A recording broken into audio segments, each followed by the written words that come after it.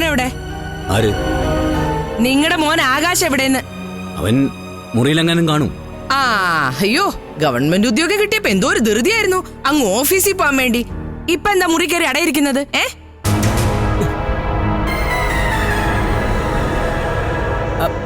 ആകാശേ, ദേ മോനെ, നിന്റെ അമ്മ വരുന്നുണ്ടേ.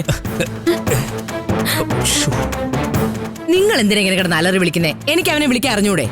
അത് ഒരു സഹായം ഞാൻ ചെയ്തതാ. ഓ സഹായം. എടാ ആകാശേ, ആകാശേ, എടാ തുറക്ക്. ആകാശേ, ആകാശേ, എടാ തുറക്കാൻ. എടാ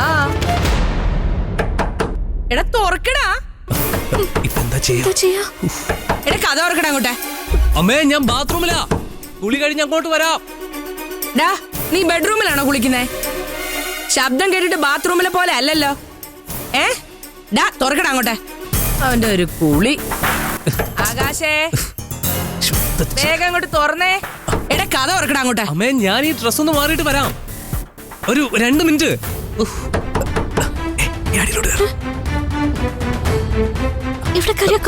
നിന്നോടല്ലേടാ തുറക്കാൻ പറഞ്ഞത്? ഇത് എന്തോ ഒരു സമയാടാ ചെറുക്ക ഇത്.